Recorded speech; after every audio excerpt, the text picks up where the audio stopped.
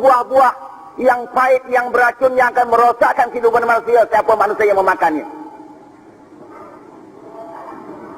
Tetapi bagi orang yang benar-benar beriman, bagi orang yang benar-benar memahami Islam dan dapat mengamalkan ajaran Islam, walaupun buah dipikirkan juga, bukan tidak dipikirkan juga, cuba juga dibuang. Tapi yang paling penting dipikirkan, cari batang dan musnahkan batang. Manakala batang sudah tidak ada lagi, pokok sudah tidak ada lagi, buah tidak akan muncul lagi. Buah beracun tidak akan muncul lagi kalau pokoknya sudah tidak ada. Buah berduri yang mengait kita selama ini tidak akan ada kalau batang yang sudah tidak ada. Yang saya maksudkan batang itu adalah hati.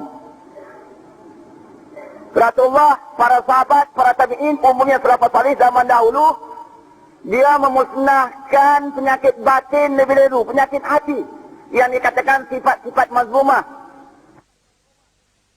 Penyakit-penyakit batin, penyakit-penyakit jahat, penyakit mazmumah dan penyakit yang terkeji. Penyakit-penyakit batin yang terkeji. Penyakit hati yang terkeji.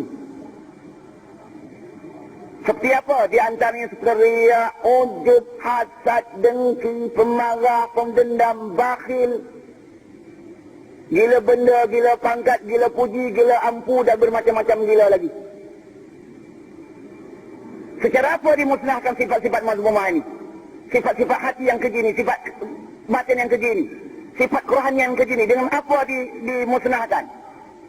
Dimusnahkan dengan ditanam rasa keimanan, ditanam akidah yang itu mendalam, hingga timbul hati manusia itu rasa takut dengan Allah, rasa cinta dengan Allah, rasa gerun dengan rasa Allah, rasa cinta dengan syurga Allah. Setelah berbuat demikian, barulah manusia itu akan dapat menukar sifat-sifat mazmumah tadi dengan sifat-sifat mahmudah, sifat-sifat batin yang terpuji, sifat-sifat hati yang terpuji, sifat-sifat kerohanian yang terpuji, seperti berkasih sayang, takut dengan Allah, mencintai Allah, gerun dengan rasa Allah, tawakal, redha, sabar, pemurah, berani, berkasih sayang, bertolak ansur, bertolong bantu dan lain-lainnya.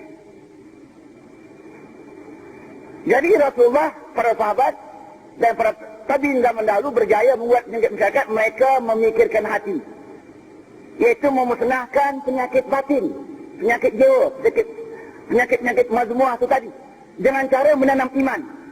Hingga manusia zaman itu memiliki ruh Islamiah, jiwa Islam, bukan fikiran Islam. Fikiran Islam mudah. Kita belajar ilmu tauhid, takkan 2 kitab ke 3 kitab, 10 kitab. Kita belajar ilmu fiqh, takkan 2 kitab atau 3 kitab. Kita belajar ilmu tasawuf, takkan 10 kitab atau 20 kitab. Kita belajar tentang tafsir, kita belajar tentang hadis. Setengah orang itu hafal Al-Quran, setengah orang itu hafal hadis. Itu baru berfikiran Islam. Itu baru mereka memiliki fikrah Islamiah. Orang yang baru ada pengetahuan Islam, orang hanya baru berfikiran Islam, belum ada lagi takut dengan Allah, belum lagi gentar dengan Allah, belum lagi takut dengan Allah, belum rasa cinta dengan sebuah Allah. Sebab itu orang pandai, orang cerdik pandai, orang alim sekalipun belum dapat berjaya membuang mazmumah dia, penyakit-penyakit batin. Tetapi mesti diatak sampai peringkat jiwa Islam, ruh Islam. Ditanam iman betul-betul sampai peringkat jiwa. Hati yang merasai, bukan hanya setakat akal merasai.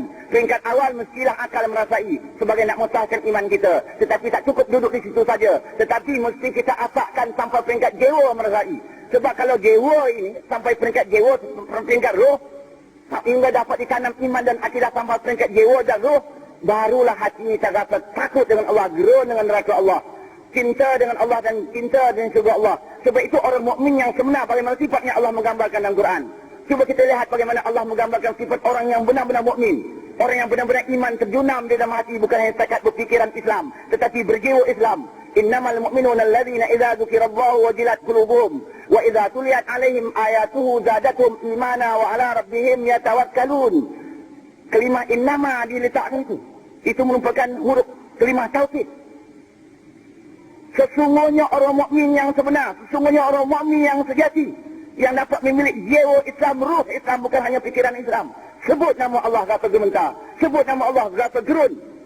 Dan manakala dibaca ayat-ayatnya, pertama dia beriman dan terus menyerah bulat kepada Allah tanpa syarat.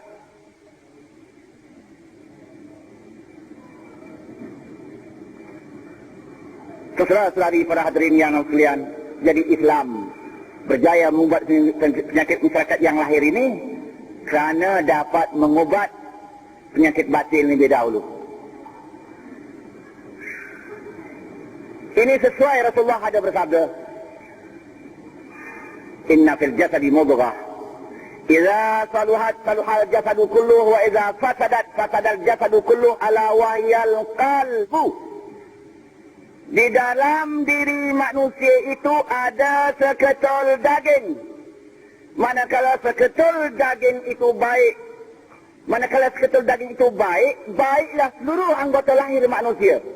Manakala seketul daging itu jahat, jahatlah seluruh anggota lahir manusia. Ketahui olehmu, itulah dia hati. Membaiki hati dengan cara menanamkan iman.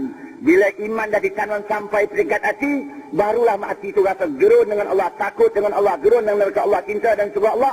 Akhirnya sikit demi sikit dia akan mengungkai sifat-sifat mazmumah. Dia akan buang riya, ujub, hasad, dengki, pemarah, bakhil dan sebagainya itu. Dan sikit demi sikit pula diganti dengan sifat-sifat terpuji.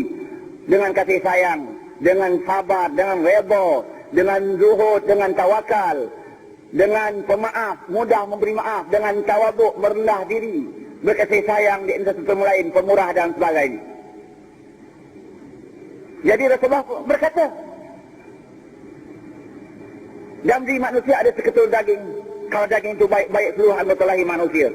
Manakala seketul daging itu jahat, jahatlah seluruh anggota lahir manusia. Itulah dia hati. Sesuai dengan apa yang diperkatakan oleh Allah melalui Al-Quran. Dikuatkan oleh Allah melalui Al-Quran. Memanglah Rasulullah itu apa yang dia perkatakan, apa yang dia berbuat. Rasulullah tidak memandai-mandai. Apa yang diperkatakan oleh Rasulullah, apa yang dibuat oleh Rasulullah, Rasulullah tidak memandai-mandai. Apa yang diperkatanya, apa yang dibuatnya adalah telah dapat disetujui daripada Allah Subhanahu wa taala. Wa ma yantiqu 'anil hawa in huwa illa wahyun yuha.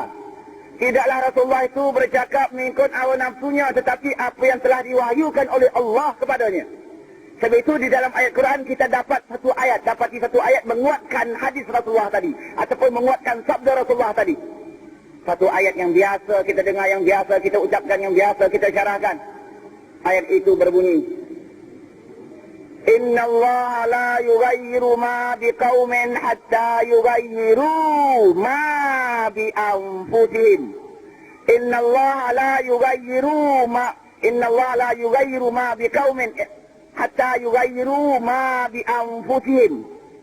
Sesungguhnya Allah Subhanahu wa taala tidak akan mengubah nasib sesuatu bangsa itu, melainkan bangsa itu mengubah apa yang ada dalam diri mereka. Allah berkata, ubah apa yang ada dalam diri mereka. Ma bi anfusihim. Al-ba di sini, ba di sini makna fi. Kalau kita belajar ilmu saraf atau belajar ilmu nahu, ba di sini artinya fi, dalam, pada. Ini huruf jar. Saya terjemahkan lagi. Sesungguhnya Allah Subhanahu wa taala tidak akan mengubah nasib sesuatu bangsa, melainkan bangsa itu sendiri mengubah apa yang ada dalam diri mereka. Ubah hati. Mazmumah hati itu ungkai. Ubah dengan mahmudah hati. Tidak akan dapat kita lakukan kalau tidak disemat dalam hati rasa iman yang begitu kuat dan teguh, iaitu rasa cinta dengan Allah, rasa gerun dengan Allah, rasa cinta dengan surga Allah, dan rasa gerun dengan neraka Allah, dan rasa cinta dengan surga Allah. Tetapi ada setengah orang menterjemahkan di atas sebentar, Inna Allah la yughayyiru ma biqaumin hatta yughayyiru ma bi anfusihim. Tengoklah, Allah berkata, memberitahu kepada kita, sesungguhnya Allah tidak akan mengubah nasib satu bangsa itu, melainkan bangsa itu mengubah nasibnya. Mana boleh diterjemahkan begitu? Ini salah, ini silap. Mesti diterjemahkan, melainkan bangsa itu mesti mengubah apa yang ada dalam diri mereka. Hati yang dimaksudkan. Mana boleh kita terjemahkan, sesungguhnya Allah tidak akan mengubah nasib satu kaum, melainkan kaum itu sendiri mengubah nasib mereka. Mana boleh terjemahkan begitu? Ini silap. Silap terjemah, silap tafsir. Bila silap tafsir, silap faham. Bila silap faham, tergeliat otak orang. Allah berkata, magi anfusihim, ubah hati. Bangsa itu nak berubah daripada jahat kepada baik, daripada berpecah kepada berpadu, daripada tidak ada kasih sayang kepada kasih sayang, daripada banyak yang kemungkaran tengah masyarakat kaum itu, hingga nak lahirkan satu masyarakat yang bersih daripada kemungkaran. Mesti ubah hati-hati kaum itu sendiri. Ubah hati kaum mereka itu.